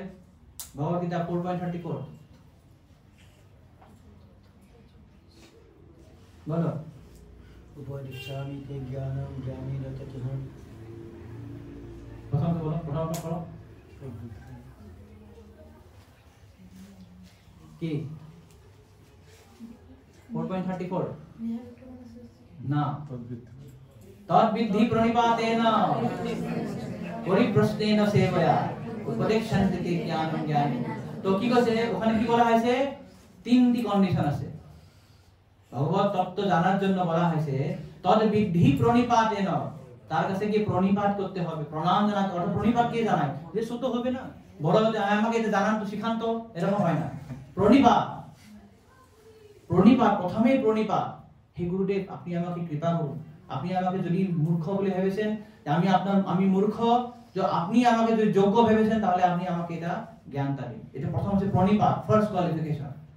তারপরে প্রশ্ন, আগে প্রশ্ন নয়, প্রশ্ন, যখন প্রশ্নতে আমি আমার সংশয় দূর হয়ে যাবে, তারপরে আমি ওনাকে সেবা করা দরকার, কৃতজ্ঞতা স্বরূপ। সে বয়া, প্রণিপাত, প্রণিপ্রশ্ন, সে বয়া, স্যান্ডউইচের মতন, স্যান্ডউইচ থাকে না? তো প্রথমে প্রণিপাত, প্রশ্ন, আর নিচে সেবা। তো এটা হচ্ছে ভগবত ভক্তি জ্ঞান অর্জন করার একমাত্র যোগ্যতা। কখন আমি উদ্ধত হয়ে দাবি করে চ্যালেঞ্জ করে ভগবত ভক্তির জ্ঞান আমি পেতে পারি না। তো এই জন্য যে গ্রন্থ ভাগবত আর ভক্তি ব্যক্তি ভাগবত বা ভক্ত ভাগবতের আশ্রয় নিয়ে যখন আমরা ভগবত ভক্তি বা তার জ্ঞান নিতে উদ্যোগী হব, তখনই আমার কাছে দিব্য জ্ঞান হৃদয়ে প্রকাশিত হবে। তো এই জন্য বলা হয়েছে যে সাধু সঙ্গ সর্বশাস্ত্রে কয়। লব মাত্র সাধু সঙ্গ, লব মানে হচ্ছে 48 মিনিটস, একটা মুহূর্ত। তো সরি, মুহূর্ত নয়, একটা 1 সেকেন্ডের 8 ভাগের 1 ভাগ, সেটাকে বলা হয় লব। তো এইভাবে যখন আমরা ভগবত ভক্তের সঙ্গ করব, তখনই আমরা হৃদয়ে আমার কাছে জ্ঞান ভগবত তত্ত্ব জ্ঞানটা প্রকাশিত হবে। সেটা হচ্ছে নষ্টপ্রায়েষু অভদ্রেষু। নেক্সট লোক। তো এই যে আমার অভদ্রগুণ নষ্ট হয়ে গেল, তখন কি হবে? এরপরে যখন অভদ্র নষ্ট হয়েছে, তারপরে হচ্ছে তদারজস্তম ভাবা কামলোভ আদয়স্তে সেতু এতর অনাবিধ্যম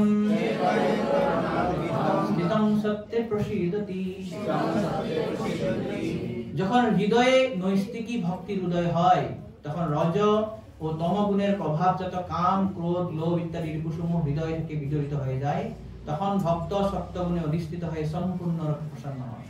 এই যে আমার অভদ্রগুলো নাশ হয়ে গেল, এখন আমি কি হব? যে রজ আর তম গুণের যে প্রকৃতি যে দুটো যে নিশ গুণ আছে, রজ আর তম, সেখান থেকে আমার হৃদয় পরিষ্কার হয়ে যাবে, দিয়ে আমি এখন সত্য গুণে অধিষ্ঠিত হব। সত্যগুণ।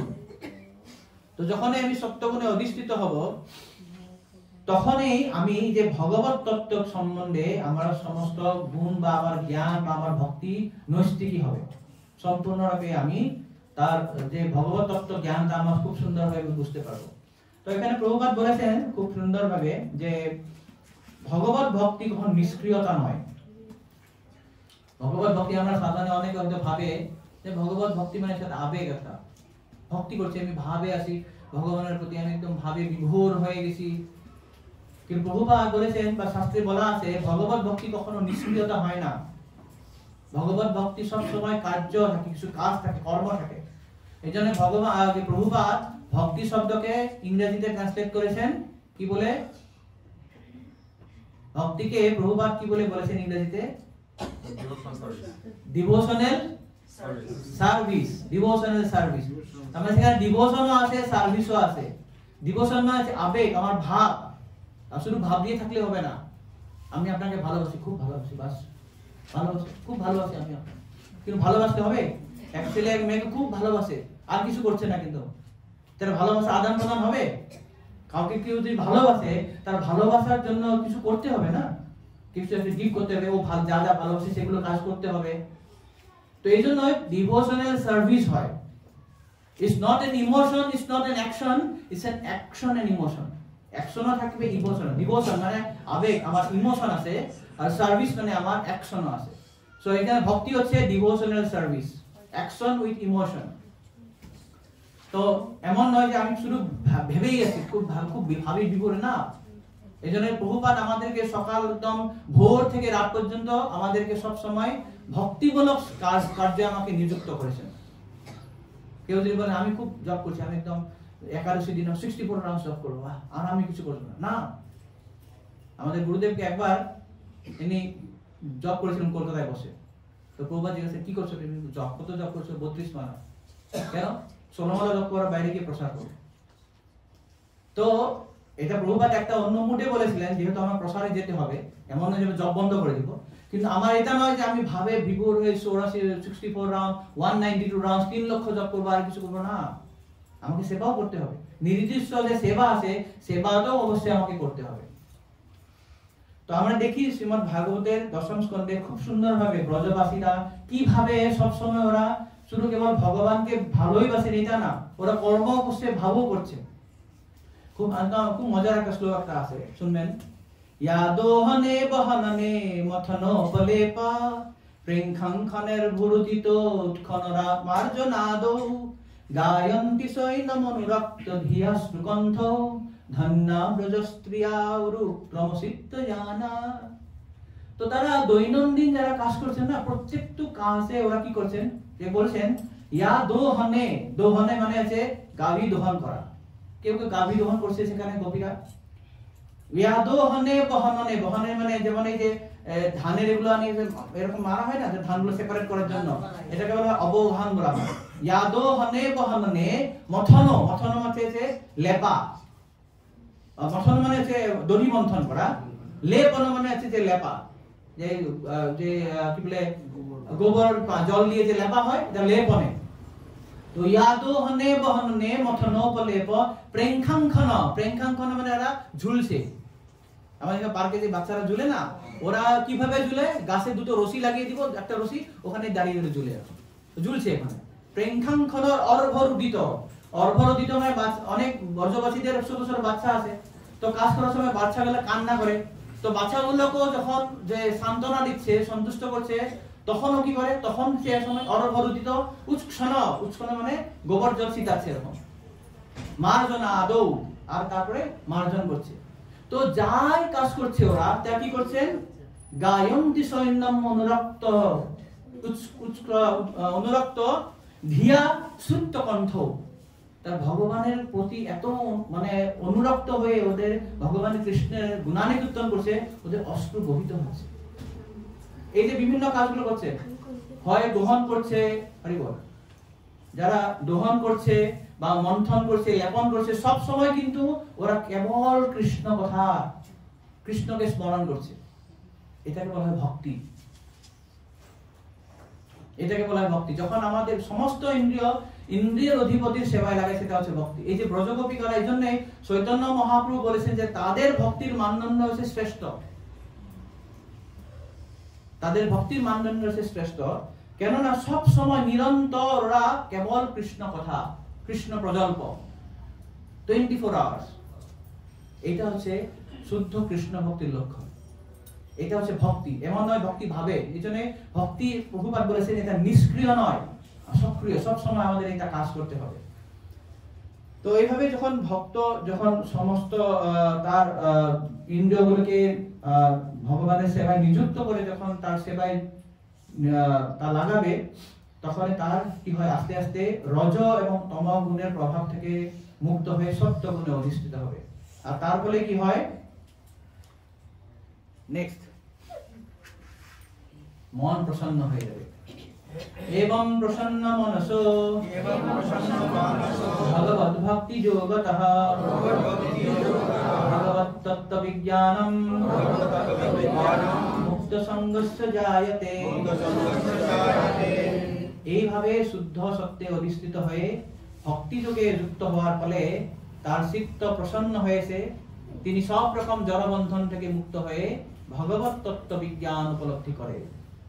এই যেহেতু শুদ্ধ সত্যে অধিষ্ঠিত হয়ে গেছেন, তার সমস্ত রজতম ভাব, তার সমস্ত অভদ্রগুলি নষ্ট হয়ে গেছে, তখন সে ভগবত তত্ত্ব বিজ্ঞান উপলব্ধি করে। ভগবত তত্ত্ব বিজ্ঞান কি আমরা একটু পরে আলোচনা করছি। তো এখানে বলা হয়েছে যে সমস্ত পাপ থেকে মুক্ত হওয়ার ফলে, শুদ্ধ সত্যে অধিষ্ঠিত হওয়ার ফলে তিনি ভগবত তত্ত্ব জ্ঞান উপলব্ধি করতে পারেন। তো এখানে প্রভুপাদ বলেছেন যে ব্রাহ্মণের কথা বলেছে, ব্রাহ্মণ বৈষ্ণব, যে আমরা জড় জগতে দেখি যে সত্য রজ তম 3টি গুণ আছে। তো রজ আর তম গুণ হচ্ছে নিকৃষ্ট গুণ, সত্য গুণ হচ্ছে উৎকৃষ্ট গুণ, আর সত্য গুণে অধিষ্ঠিত লোকেরাকে বলা হয় ব্রাহ্মণ। তো যতক্ষণ পর্যন্ত সেই সত্য গুণে অধিষ্ঠিত হয় না, ব্রাহ্মণ স্তরে উপনীত হয় না, সে ভগবত তত্ত্ব উপলব্ধি করার জন্য যোগ্যতা প্রাপ্ত হয় না। অর্থাৎ কমসে কম আমাদেরকে সত্য গুণের স্তরে আসতে হবে, ব্রাহ্মণ স্তরে আসতে হবে, তবেই আমার ভগবত ভক্তি শুরু হবে। এই জন্য প্রভুপাদ আমাদেরকে সবাইকে, যারা ইসকনে আমরা জয়েন হয়েছি, আমাদেরকে প্রথমেই আমাদেরকে শূদ্র লেভেল থেকে ব্রাহ্মণ স্তরে নিয়ে আসে। কিভাবে নিয়ে আসে? চারটা নিয়ম। চারটা নিয়ম যারা করে না ওরা মানুষই নয়, ওরা হচ্ছে পশু। তো কমসে কম চারটা নিয়ম পালন করার পরে সেই পশু স্তরের মানুষটা তাকে সত্য করে নিয়ে আসা হয়, তাকে একটা প্ল্যাটফর্ম নিয়ে আসা হয়। যেমন এরোপ্লেন টেক অফ করে রানওয়ে থেকে, তো রানওয়ে থেকে প্ল্যাটফর্মে আসা মানে টেক অফ করার আগে ওখানে কিছু ঘোরাঘুরি করে না, তারপরে স্পিড নিয়ে তো উঠবে। তো এই রানওয়েটা আমাদের ভগবত ভক্তিতে রানওয়ে হচ্ছে এই সাতটা নিয়ম পালন করা। যখন কোন লোক যখন চারটা নিয়ম পালন করছে, that means he has come from রজতম to the level of the সপ্তগুণ। সপ্তগুণে এসেছে, তখন মানুষ এখন। এরপরে আর বাকিটা শুরু হবে। এজন্য এই চারটা নিয়ম পালন করা ভক্তির অঙ্গ নয়, কিন্তু এটা আমার ভক্তিকে আমার হেল্প করে, ভক্তিতে সাহায্য করে, ভক্তিতে এগিয়ে যাওয়ার জন্য। এই জন্য আমরা যদি চারটা নিয়ম পালন করবো না, আমি ভক্তি করতে পারবো না। আমি মানুষের স্তরেই নয়, আমি সপ্তগুণেই নয়। প্রভু অনেক ক্লিয়ারলি বলেছেন যে অর্থাৎ ব্রহ্মভূত স্তরে অধিষ্ঠিত হয়ে কেউ যখন যথার্থ ব্রাহ্মণশিক গুণ অর্জন করে, তখনই কেবল তা সম্ভব হয়, তখনই ব্রহ্ম উপলব্ধি বা ভগবত উপলব্ধি হবে।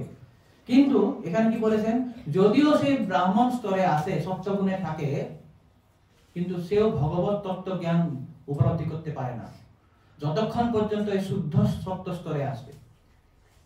ত্রৈগুণ্য বিষয়া বেদা নিশ্চয় গুণ ভবার জন্য কৃষ্ণ বলেছেন আমাদেরকে তিনটি গুণের ঊর্ধ্বে যেতে হবে। আমরা যদিও ব্রাহ্মণ হয়তো পারি, অনেকে ভাবে ব্রাহ্মণ খুব ভালো, না, ব্রাহ্মণ হচ্ছে বদ্ধজীব। প্রভু এখানে ক্লিয়ারলি বলেছেন ব্রাহ্মণ হচ্ছে বদ্ধজীব। কেন? তার অহংকার থাকে, আমি খুব জ্ঞানী লোক, আমি একদম সমাজের ঊর্ধ্ব স্তরের লোক। আমাদের সমাজে দেখতে পাই, আমার আসামেও আছে, আমি ব্রাহ্মণ মানে ভাবে খুব ঊর্ধ্ব স্তরে। না, এই অহংকারটা হচ্ছে তার বদ্ধতার মূল কারণ, সে বদ্ধ হয়ে যায়। কিন্তু যখন সে এই তিনটি গুণের ঊর্ধ্বে শুদ্ধ সত্যতে যাবে, সেটাকে বলা হয় বাসুদেব স্তর। যখন বসুদেব স্তরে যাবে, সেই বসুদেব স্তরেই হচ্ছে তখন তার কি হয়, হৃদয়ে ভগবান আসবে, তখন তার হৃদয়ে ভগবান বসতি করবে। তো এই জন্যই যখন তাই শুদ্ধ সত্যে যাবে এবং প্রসন্ন মনস ভগবত ভক্তি যোগ, ভগবত ভক্তিতে যখন যাবে, ভগবত ভক্তি কে করতে পারবে? যখন তিনটি গুণের ঊর্ধ্বে যাবে। অর্থাৎ যারা ভক্ত তারা অলরেডি তিনটি গুণের ঊর্ধ্বে থাকে, তখন তারা ভগবত ভক্তি উপলব্ধি করতে পারবে। তো এখন আমরা সময় নিব না, আমি একটা অন্য জিনিস দেখাচ্ছি আপনাদেরকে, কিভাবে যে 14টা স্তর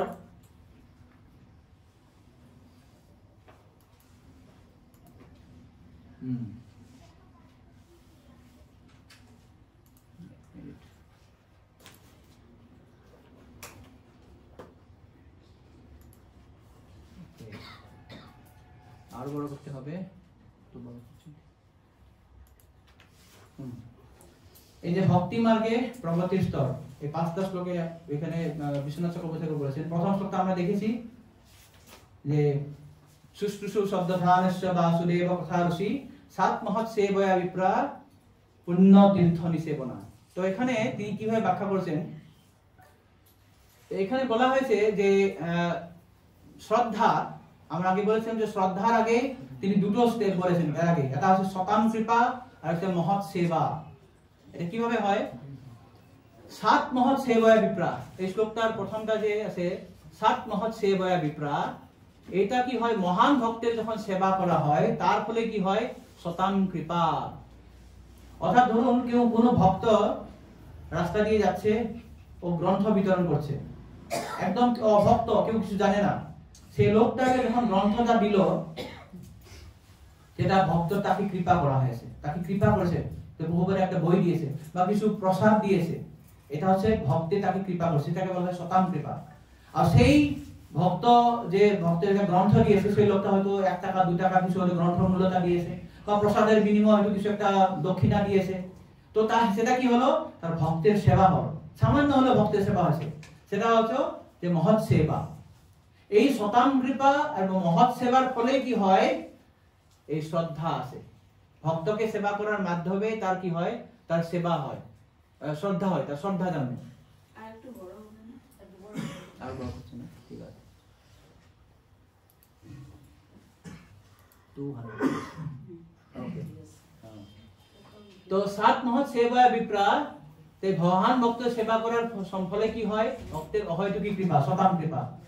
আর সেই যে সেবা, ভক্তকে যে সেবা করলো সেটা হচ্ছে মহৎ সেবা, 2 নম্বর স্তর। এটা বিশ্বনাথ চক্রবর্তী ঠাকুর, এটা মানে আমাদের নয়, তিনি যেটা এক্সপ্লেইন করেছেন, এটা হচ্ছে ভক্তের সেবা। তার ফলে কি হয়? শুশ্রূষু শ্রদ্ধাদানস্য, এই যে ভক্তকে সেবা করার মাধ্যমে তার দৃঢ় বিশ্বাস জন্ম হয়। শ্রদ্ধা মানে কি? দৃঢ় বিশ্বাস। শ্রদ্ধা শব্দে বিশ্বাস কহে সুদৃঢ় নিশ্চয়। যখন এই যে আমাদের দৃঢ় বিশ্বাস যখন দৃঢ় হবে সেটাকে বলা হয় শ্রদ্ধা। এইভাবে তার শ্রদ্ধা হলো। তারপরে কি হবে এখন? ওকে, নেক্সট হচ্ছে পুণ্যতীর্থ নিষেবনা। পুণ্যতীর্থ নিষেবন মানে সমস্ত পাপ থেকে মুক্ত পুণ্যবান ব্যক্তির সেবার মাধ্যমে কি হয়? গুরু পাদাশ্রয় হয়। এখন ধীরে ধীরে কি হবে? গুরু পাদের আশ্রয় লবে। এখানে বলেছেন তীর্থ মানে হচ্ছে পাদ, তীর্থ মানে হচ্ছে গুরু। তো পুণ্যতীর্থ নিষেবন মানে প্রথমে শ্রদ্ধা হলো, তারপরে এখন আস্তে আস্তে গুরুর কাছে যাবে, গুরুর কাছ থেকে শিখবে। গুরু দীক্ষাগুরু হতে পারে, শিক্ষাগুরু হতে পারে। তার কাছে কি হয়? ভগবান কথা শোনার আগ্রহ জন্মে। তার ফলে আস্তে তার নেক্সটটা হচ্ছে ভজনে সুস্পৃহা, বাসুদেব কথারসি। এই যে শুশ্রূষু শ্রদ্ধাদানস্য বাসুদেব কথারসি, এখানে আপনারা শ্লোকটা ভাববেন যে 2 নম্বরে বাসুদেব কথা আছে। সংস্কৃত শ্লোক এরকম হয় না, এটা অন্যয় করলে অন্যয় বলা হয়, যেটা সিরিয়ালি না হয় সেটা অন্য ধরনের অ্যারেঞ্জমেন্ট হয়। তো এখানে এটা বলা আছে বাসুদেব কথারসি। এইভাবে যে মহান ভক্তের সেবা করা হলো, তারপরে তার দৃঢ় শ্রদ্ধা, শ্রবণে শ্রদ্ধা হলো, তার ফলে কি হয়? বাসুদেবের গুণানুকীর্তন শ্রবণে আগ্রহ জন্মে। এটাকে বলা হয় ভজনে সুস্পৃহা। এটা ভজনে সুস্পৃহা বলা হয়। এই ধরনের 16 নম্বর শ্লোকে 3টা স্তর আছে: শ্রদ্ধা, সাধুসঙ্গ, ভজন ক্রিয়া। গেল। নেক্সট 17 নম্বর, শ্রীণতা সকথা কৃষ্ণ পুণ্য শ্রবণ কীর্তনঃ হৃদন্তস্তুহি অভদ্রাণি বিধুনতি সুরিচ্ছতা।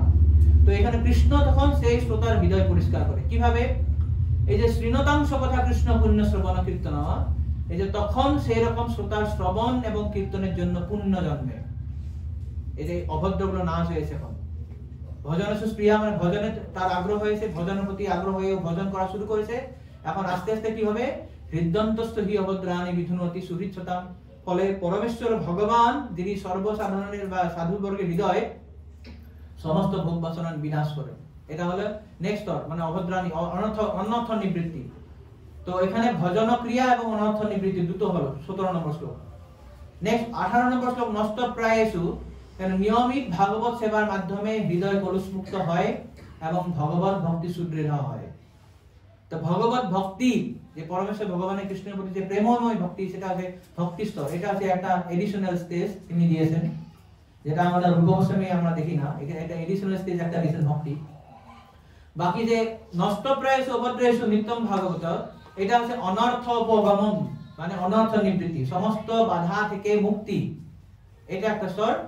আর ভগবতী উত্তম শ্লোকে ভক্তির ভবতি নস্তিকি, এটা হল নিষ্ঠা স্তর, স্থিরতা। যে তখন উত্তম শ্লোকের দ্বারা বন্দিত ভগবান কৃষ্ণের তার প্রেমময় ভক্তি দ্বারা নিশ্চিত হয়, স্থির হয়। এইভাবে যে সমস্ত অভদ্রগুলো আমার নাশ হয়ে গেল, তখন ভগবানের ভক্তি আমার স্থির নিষ্ঠা হয়ে যায়। তো এইভাবে 18 নম্বর শ্লোকে অনর্থ নিবৃত্তি এবং নিষ্ঠা। 19 নম্বর শ্লোকে যে তদারজস্তম ভাবা, এখানে রুচি এবং আসক্তি জন্মে। কিভাবে হয়? যে তদারজস্তম ভাবা, যে তখন প্রকৃতির নিম্ন গুণ রজ তম গুণের প্রভাব যত কাম ক্রোধ লোভ আদি রিপু থেকে উনি নিবৃত্ত হয়, তখন তার কি হয়? সাতটা আছে, রুচি জন্মে। মানে ভগবানের ভক্তির প্রতি, মানে সেটা যেমন রাগানুগা ভক্তির প্রতি স্বতঃস্ফূর্ত একটা প্রেম একটা যায় ভগবানের ভক্তি করার প্রতি। আর তারপরে কি হয়? যেহেতু এই ভাবগুলো নিম্ন স্তরের গুণগুলো নষ্ট হয়ে যাবে, সে তো এতর অনাবিদ্ধম সপ্ত গুণে যখন অধিষ্ঠিত হবে, তার আসক্তি, দৃঢ় সম্বন্ধ হয়, ভগবানের ভক্তির প্রতি আসক্তি জন্মে। আসক্তি মানে অ্যাটাচমেন্ট, আমি করতেই হবে, যেতেই হবে, যা হোক না কেন আমি ভগবানের ভক্তি করবই, এটা হচ্ছে আসক্তি। আর এরপরে 20 নম্বর শ্লোকে আছে যে ভাব এবং প্রেম। যদিও এখানে তিনি আরো দুটো স্তরের কথা বলেছেন। এবং প্রসন্ন মনসো ভগবত ভক্তি যোগতঃ ভগবত তত্ত্ব বিজ্ঞানম মুক্ত সঙ্গস্য জায়তে প্রসন্ন মনসো। তো এইভাবে যখন তার হৃদয় সত্য স্তরে এসে যাবে, শুদ্ধ সত্যে যখন আসবে, তখন ভক্তের মনটা চিত্তটা খুব প্রসন্ন যুক্ত হয় এবং প্রসন্ন মনসো। সেটা হচ্ছে প্রেম, সেটা হচ্ছে রুটি মানে ভাব স্তর। আর ভগবত ভক্তি যুগ তখন সে ভক্ত যুগে খুব সুদৃঢ় হওয়ার ফলে তার প্রেম জন্মে। আর এরপরে দুটো স্তরে তিনি বলেছেন, সেটা হচ্ছে দর্শনম এবং হরের মাধুর্যানুভাব। যেমন তিনি বলেছেন যে প্রেম, ভগবানের প্রতি প্রেম হয়েছে, কিন্তু প্রেম হলেই তো হবে না, প্রেম হলেই হবে না। প্রেম, আমার ভগবানের প্রেম হয়ে গেল, তারপরে কি হবে? আমি ভগবানকে দেখতে চাই, দর্শন করতে চাই, ভগবানের মাধুর্য অনুভব করতে চাই, তার সরাসরি সেবা করতে চাই। তো এই জন্যই তিনি দুটো স্তর দিয়েছে, এটা হচ্ছে দর্শনম এবং হরের মাধুর্যানুভাব। সেটা কিভাবে? যে ভগবত তত্ত্ব বিজ্ঞানম মুক্ত সঙ্গস্য জায়তে। যখন তিনি সরাসরি ভাবে ভগবত বিজ্ঞান মানে কি? Applied knowledge. ভগবান যখন প্রেমে দেখার পরে যখন উনি ভগবানকে সরাসরি দর্শন করছে, সেটা হচ্ছে দৃঢ় সম্বন্ধ, দর্শনম। আর তারপরে কি হয়? যখন প্রেম দিয়ে যখন ভগবানের দর্শন করে, তখন ভগবানের যে মাধুর্যতা, সেটা প্রত্যক্ষ অনুভূতি হয়। সেই স্তরটা তিনি বলেছেন হরের মাধুর্যানুভাব। তো এইভাবে তিনি 14টা স্তরের কথা বলেছেন। শতাম কৃপা, মহৎ সেবা, শ্রদ্ধার আগে দুটো স্তর, প্রেমের পরে দুটো স্তর, দর্শন এবং মাধুর্যানুভাব।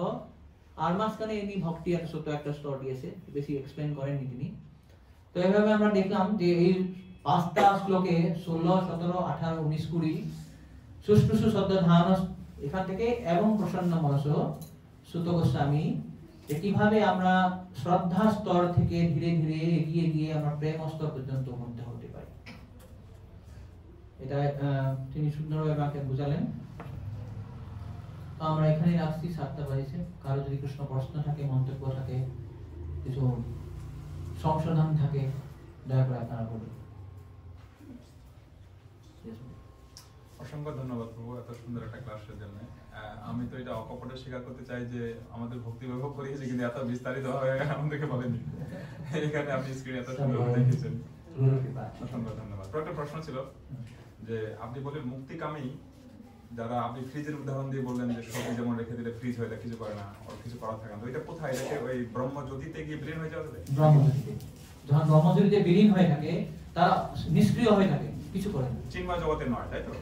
হ্যাঁ, সিংহ জগতের মধ্যেই ব্রহ্মজ্যোতিটা তো সিংহ জগতের মধ্যে, কিন্তু সিংহ গ্রহে নয়।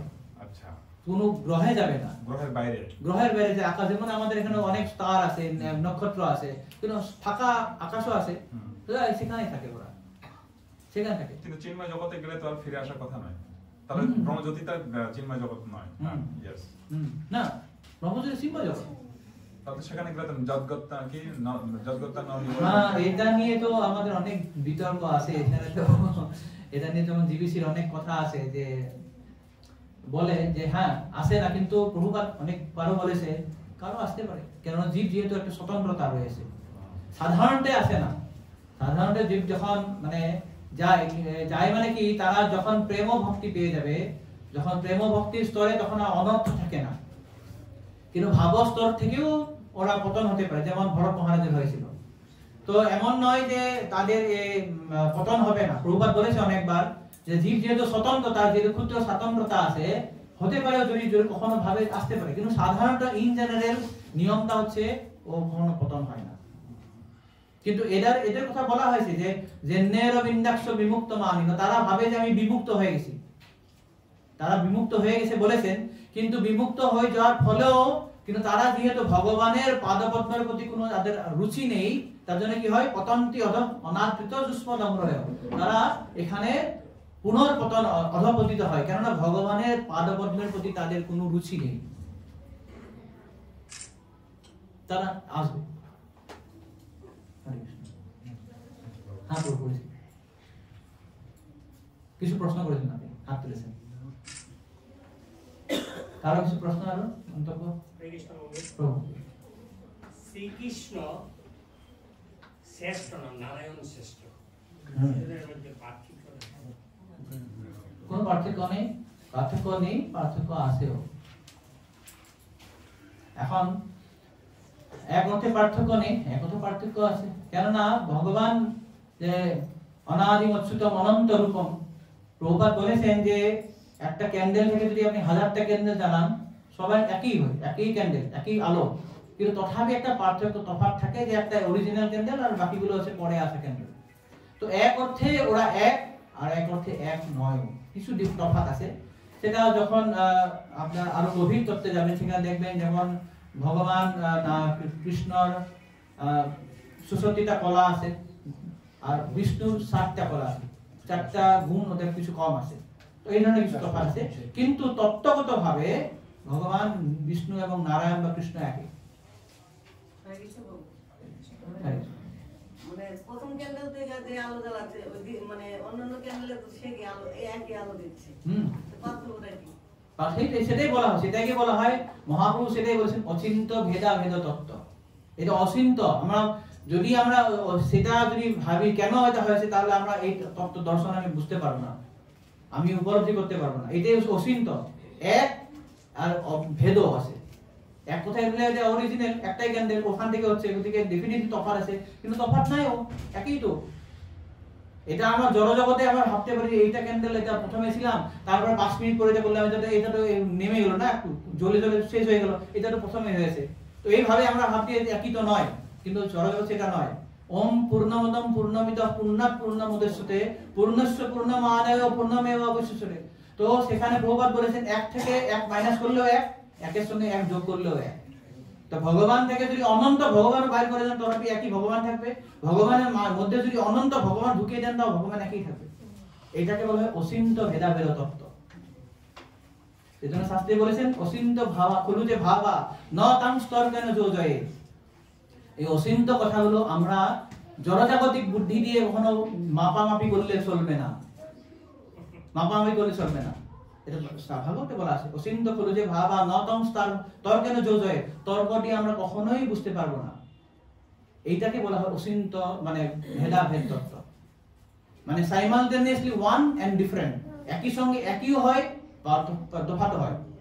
জীব ভগবানের সঙ্গে এক আর ভগবান থেকে তফাৎ, অন্যভাবে কি ধরনের কথা একই হয় নাকি? একবারে আমি হচ্ছে ভগবান জীব ভগবান নয়, আর বলছে ভগবানের সঙ্গে একই হলো, একই হলো কিভাবে হয় জানেন? কিভাবে হয়? শক্তি এবং শক্তিমান অভেদ, সূর্য এবং সূর্যের আলো অভেদ। সূর্য না থাকলে তো সূর্যের শক্তির আলোর কোনো মানেই থাকবে না, তাই না? যদি সূর্য না থাকে তো সূর্যের আলোর কোনো মান থাকবে কি? কোনো মানে থাকবে না। কিন্তু সূর্য এবং সূর্য আলো কিন্তু একও নয়। প্রভুপাদ বলেছেন যদি আপনার জানলা দিয়ে যদি সূর্যের আলো আসে আপনি বলতে পারবেন যে আমার বাড়িতে সূর্য ঢুকে গেছে, আলোটা আসছে। তাহলে তাহলে তফাৎ তো আছে না, সূর্য এক জায়গায় আছে, সূর্যের আলো এক জায়গায় আছে। সো এই সূত্রে সূর্য এবং সূর্যের আলোটা আলাদা, তফাৎ, ভেদ আছে। আর এক সূত্রে ভেদ নাই, কেন? যদি সূর্যই থাকে না তাহলে আলো থাকবে না। অর্থাৎ শক্তি শক্তিমান অভেদ এবং ভেদ হয়। এটাই আমাদের চৈতন্য মহাপ্রভু দিয়েছে অচিন্ত ভেদাভেদ তত্ত্ব।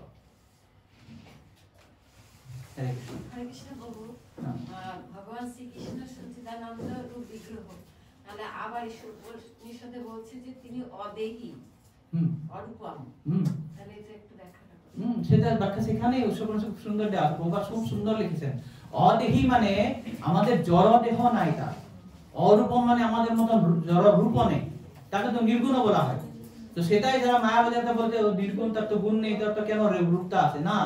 নির্গুণ মানে তার জড় গুণ নেই, আমাদের মধ্যে জড় গুণ যে আছে ওই গুণ সব নেই, তার কাছে আছে অমল গুণ আছে।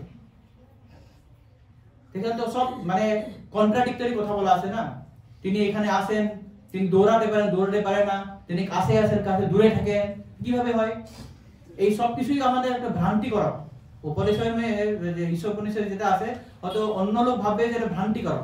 সেই জন্য বলা আছে যাহ ভাগবত গিয়া পর ভাগবত স্থানে। আমি যদি ভক্তের কাছ থেকে যদি শুনবো তখন আমি এটা বুঝতে পারবো।